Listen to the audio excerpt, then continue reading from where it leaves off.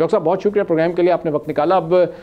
2030 تک جو پاکستان اپنے 30% ٹرانسپورٹیشن کو الیکٹرک وہیکلز کی طرف لے کر جانا چاہتا ہے، جتنا ٹائم ابھی بچا ہے اور جو اسپیڈ ہے ہماری، جو ہمارے اکنامک چیلنجز ہیں، اس میں آپ کو قابل عمل نظر آ رہا ہے؟ جی دیکھیں، آپ بالکل صحیح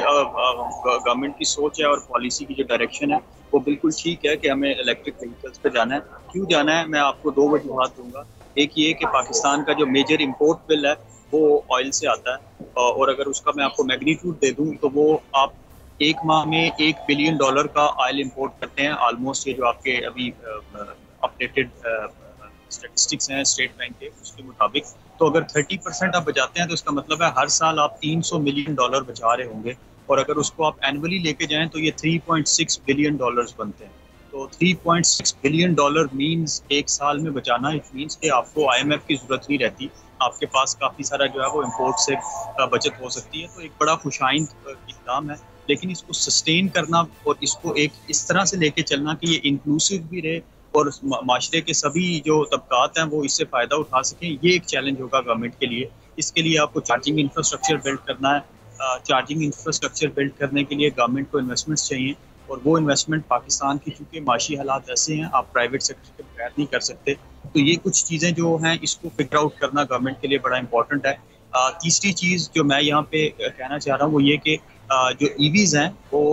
جب تک وہ لوکلی مینوفیکچر نہیں ہوتی ہیں اور آپ امپورٹ کرتے ہیں ان کی پرائس بڑی زیادہ ہوتی ہے، تو آپ کو انڈیجنائزیشن کی طرف جانا ہوگا، خاص کر 2 ویلرز اور 3 ویلرز کے لیے، کیونکہ پاکستان میں جو میجورٹی آف ٹرانسپورٹیشن ہے وہ آپ کی بائکس کی صورت میں آتی ہے یا جو آپ کے رکشاز ہیں ان کی صورت میں آتی ہے۔ تو اگر آپ اس چیز کو لے کے آتے ہیں تو وہ آپ 30% کیا شاید 50% تک آپ جو ہے وہ کر سکتے ہیں۔ اور جو دوسری چیز جس کی پاکستان کو ضرورت ہے، ایک تو اکنامک آپ کو فائدہ ہوگا، دوسرا یہ کہ جو کلائمیٹ پلیجز چل رہے ہیں، کلائمیٹ گورننس آ رہی ہے گلوبل، آپ کی جو کلائمیٹ کمٹمنٹس ہیں ان کو آپ پورا کر سکتے ہیں۔ ابھی رائٹ ناؤ میں باکو میں ہوں، COP29 چل رہی ہے، اور یہاں بھی جو میجر ڈیولپمنٹ ہو رہی ہیں وہ الیکٹرک وہیکل اور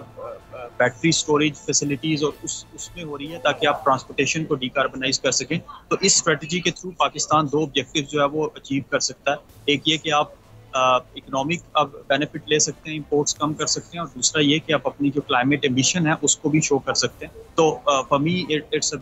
good step in right direction. Subscribe کریں اور بیل دبائیں تاکہ کوئی خبر رہ نہ جائے۔